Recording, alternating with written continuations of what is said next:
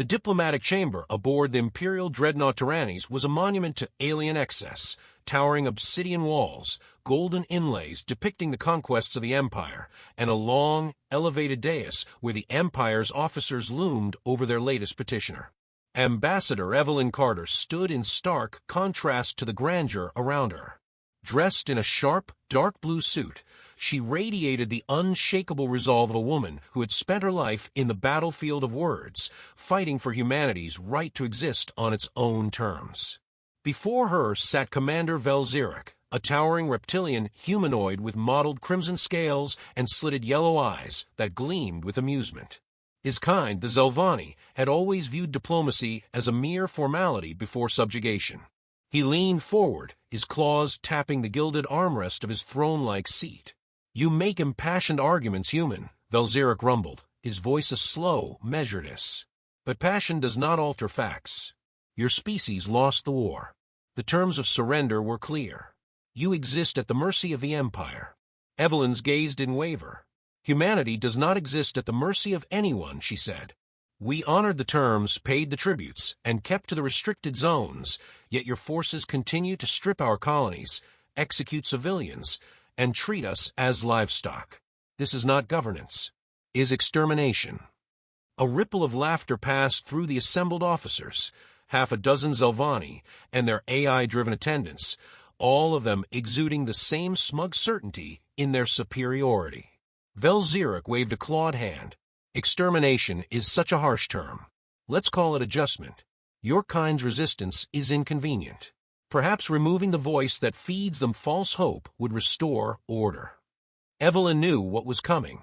She had known the moment she was escorted onto the dreadnought that this meeting was not about negotiation. It was a performance, a prelude to execution. The Empire tolerated no dissent, and she had been too vocal for too long. She straightened her shoulders, her expression unwavering. "You can kill me, but you can't silence humanity. You fear us because you don't understand us. You think compliance is survival, but survival for us has never been about submission. You should remember that." Velzirek let out a low, amused growl. "And you should remember this moment." He gestured lazily. "Kill her." The guards moved instantly, their weapons humming as they powered up. Evelyn didn't resist. There was no point. She had already ensured her message reached those who mattered. As the barrels of their plasma rifles aligned with her chest, she exhaled. Somewhere far from here, Riley Carter was watching. The broadcast reached New Denver, one of humanity's few remaining semi-autonomous colonies, in real time. The city had once been a thriving metropolis on the fringes of human-controlled space, but now it was little more than a glorified labor camp under constant surveillance. In a dimly lit underground hideout, Riley Carter stood motionless, her breathing eerily steady as the last seconds of the transmission played out. Evelyn Carter crumpled to the cold floor, smoke rising from the scorched hole in her chest. Velzirek turned to the camera and smiled. "Humanity has no champions. This is the price of defiance." The screen flickered, then cut to black. Silence engulfed the room. Riley's fingers curled into fists, her nails digging into her palms. The others in the room, former Marines, engineers, civilians with nothing left to lose, exchanged uneasy glances. No one spoke. No one dared. Riley exhaled through her nose. When she finally moved, it was deliberate. She reached for the worn rifle case leaning against the wall, unclasped it, and pulled out the weapon within. A Hawkeye 7 sniper rifle, heavily modified. Her fingers traced the grooves along its surface, the weight of it grounding her. A woman in the corner shifted uneasily. Ava Mitchell, a former Marine captain, and one of the few people who knew Riley before she walked away from war, finally spoke. "Riley, you need to think this through." "I have," Riley said. Ava ran a hand through her cropped black hair, frustration evident. "This isn't a standard hit. You're talking about going after the highest-ranking officers in the Empire. You know what that means." Riley looked up, her brown eyes sharp, unwavering. "I do." Ava sighed. "Then you also know it means suicide." Riley's grip tightened on the rifle. "Not if I do it right." The room tensed. No one dared to argue because they all knew the truth. Riley Carter wasn't just another soldier. She was a sniper, the best humanity had ever produced, a legend whispered about in military circles. She had once ended a war with a single shot. And now she had a new target. Ava shook her head. Even if you pull it off, even if you put a bullet in that bastard's skull, it won't bring Evelyn back. I know, Riley said, but it'll make them bleed. Ava exhaled sharply, then nodded. Then let's make sure you don't miss. The old storage facility on the outskirts of New Denver had become a makeshift weapons lab, half machine shop, half graveyard for scavenged Imperial tech. Riley moved through the space with purpose, her mind already cycling through calculations, adjustments, the cold mathematics of a perfect kill. At one of the cluttered workbenches, Dr. Emily Hayes, an expert in reverse engineering alien tech, glanced up as Riley approached. I heard. Riley set the Hawkeye, 7 down, on the workbench. I need range. More than I've ever had before. Emily frowned, wiping grease off her hands. That rifle's already at max effective distance. You push it further, and you'll be shooting blind. I won't miss, Riley said. Emily studied her for a moment, then sighed. I have something. It's experimental. She pulled out a sleek, unmarked case and popped it open, revealing a prototype railgun barrel attachment. It was smaller than standard rail tech, designed to be affixed to a conventional sniper rifle. Emily tapped it. Enhances velocity and stabilizes trajectory. If you can calculate the wind and adjust for gravitational drift, this could let you hit a target from, hell, I don't even know how far. Riley picked it up, testing the weight. How soon can it be ready? Emily gave her a knowing look. For you? By morning. Riley nodded, her expression unreadable. Good. She turned, rifle in hand, thoughts already locked onto the target. Velziruk. He thought he had silenced humanity's champions. He was about to learn that some ghosts pull the trigger from beyond the grave. The mountains beyond New Denver were a wasteland of jagged rock and frozen silence, untouched by the Empire's grip. It was here, in the brutal isolation of the high-altitude ranges, that Riley Carter rebuilt herself. The cold wind cut through her jacket, the thin air burning in her lungs, but she remained motionless. Lying prone on a slab of rock, she peered through the scope of her heavily modified Hawkeye. 7, her pulse slow, steady, controlled. A kilometer away, a rusted-out Imperial drone hovered in lazy patrol. It was old, a relic of the first occupation, its sensors dulled by time, but its armor plating remained intact, a worthy test. Riley exhaled, her mind calculating the shot with practiced efficiency. Wind speed, altitude, bullet drop, atmospheric distortion. She adjusted her aim, took in a final breath, and squeezed the trigger. The rifle kicked against her shoulder, the rail-assisted round leaving the barrel at hypersonic speed. The impact struck true.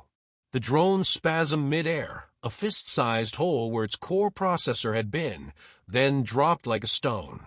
Riley allowed herself a small nod. It wasn't the shot she needed yet, but it was a start. Behind her, Ava Mitchell and Emily Hayes observed in silence.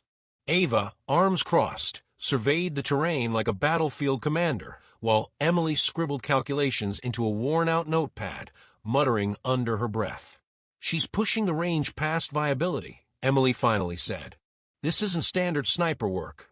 It's physics abuse. Ava grunted. Physics doesn't care if she misses. Velziruk will. Riley sat up, brushing dust from her rifle. It's not about hitting him. It's about killing him before he knows he's dead. Ava sighed. And you're still set on doing this alone?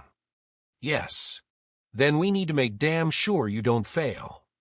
For the next 2 weeks, Riley's world became nothing but calculation and adaptation. She pushed herself to the breaking point, training her body to endure the strain of stillness, the burn of waiting, the precision of a single chance. Each morning, she climbed higher into the mountains, adjusting to the thin air, learning how her body reacted under duress. Each night, Emily and Ava drilled her with contingency plans, stress tests, and new rifle modifications. Emily's prototype rail attachment pushed the rifle beyond anything Riley had ever used. The power was immense, the accuracy terrifying, but with every advantage came a challenge. The weapon was unforgiving. A single miscalculation at extreme range would turn a kill shot into a wasted opportunity. Riley refused to allow that. She trained in every condition, through blizzards and high winds, through exhaustion and sleepless nights. She dismantled and reassembled the rifle blindfolded. She studied enemy formations, their patterns, their weaknesses. She memorized Velzirik's face, his posture, the way he carried himself in every broadcast she could find. The more she learned, the clearer her path became. On the 15th day, Emily brought her the final modification, a custom targeting software designed to account for the unpredictable gravitational shifts of planetary atmospheres. Riley tested it against a moving target over 2 kilometers away. The software adjusted. The bullet struck dead center. "That's it," Emily whispered. "That's the shot." Ava nodded. "Now, you just have to make it count." There was nothing left to prepare. No more calculations. No more adjustments. Riley sat in the dimly lit bunker that night, her rifle resting across her lap, running her fingers over the worn grip. This weapon was no longer just steel and circuitry. It was an extension of her will, her anger, her purpose. Velzirik had made a mistake. He thought killing Evelyn Carter had ended the fight. He had no idea what he had unleashed. At dawn, Riley left without a word. The hunt had begun. The Imperial Fortress Valtoric loomed over the planet's surface like a predator surveying its kill. A brutalist monstrosity of blackened steel and reinforced alloys, it jutted from the volcanic landscape like a wound in the earth, its walls lined with anti-air turrets, its corridors crawling with Zelvani guards and automated sentries. It was a stronghold built on conquest, a symbol of the Empire's dominance over the remnants of humanity. And tonight it was a cage. Riley Carter lay motionless on the northern ridge, her rifle nestled against her shoulder, her heartbeat synchronized with the stillness of the night. She had been here for 16 hours, unmoving, waiting, ignoring the ache in her muscles and the chill creeping through her gear. The high-altitude winds howled across the barren expanse, but she remained steady. Her breath was slow. Her hands were still. Through the scope, she tracked Velzirik's movements inside the central tower. He moved with the arrogance of the untouchable, surrounded by high-ranking officers and elite guards. They laughed over stolen wine, feasting at a table carved from the bones of a conquered species. Every detail was logged, every shift in posture analyzed. She adjusted her aim by 0.5 millimeter. Ava's voice crackled softly in her earpiece. Wind just shifted, 5 degrees southeast. Riley exhaled, adjusting for the change. Noted. Emily's voice followed. You'll need to fire within the next 40 minutes. Orbital patrols are tightening their sweep. If they detect an anomalous heat signature, they'll rain hell. Riley didn't respond. She didn't need to. Everything was already set. Velzirik leaned back in his chair, stretching lazily. He had no idea. He was laughing, drinking, surrounded by the comfort of power. He had never known fear. Never known the sensation of being hunted. Riley adjusted her grip. The prototype rail assist system hummed softly as it calibrated. She took in one last breath, held it, and squeezed the trigger. The rifle roared. The shot ripped through the night, breaking the sound barrier twice over. For a single instant, nothing happened. Then, inside the fortress, Velzirik's skull ceased to exist. The impact threw his body backward, wine spilling across the table, a fine red mist settling over his stunned officers. Chaos erupted. Guards scrambled, alarms blared, but was already over. Riley watched it all through the scope, her pulse unwavering. Ava's voice came through, sharp and certain. Confirm kill. Move. Riley was already gone. The night burned behind her, a storm of alarms and chaos unraveling within the fortress as Riley Carter moved through the jagged terrain with practiced precision. The shot had been clean, the kill absolute. But now came the hard part, leaving a world that wanted her dead. Ava's voice was tight in her earpiece. They're scrambling air support. You have maybe 6 minutes before the patrols reach grid 0. Riley didn't break pace. Tell me the route's clear. Emily's voice cut in, rapid and methodical. You have a 70-meter sprint to the extraction point, but they've activated the fortress's external turrets. If you cross now, you'll be shredded. Riley reached the final ridge and dropped into a crouch, steadying her breath. The fortress was a frenzy of motion. Zelvani soldiers pouring into the corridors, aerial drones sweeping the skies, spotlights slicing through the dark. Every gun was searching for a ghost. She wasn't going to give them one. Emily's fingers flew across the interface, hacking into the base's outdated security grid. A pulse of static filled Riley's earpiece. Then the turrets along the western wall went dark. 30 seconds, Emily whispered. That's all I can buy you. Riley bolted. Her boots struck the ground in controlled strides, her breath measured, her rifle tight against her back. The night exploded with movement behind her. Shouts, weapons priming, infrared beams slicing across the rock. A single misstep would mean death, but she had calculated every angle, memorized every slope. 5 more steps. Gunfire erupted from the ridge.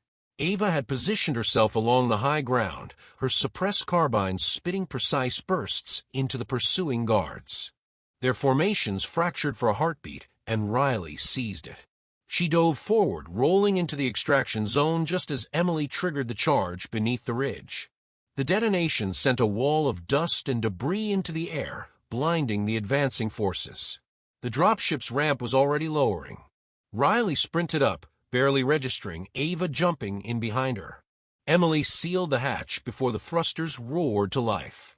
The ship lifted violently, cutting through the atmosphere as the Imperial forces scrambled in vain. No pursuit, no lock-ons. The stars swallowed them whole. Riley exhaled, her hands finally steady, her pulse settling. Emily's voice was soft. It's done. Ava gave a nod, her expression unreadable. Riley didn't respond.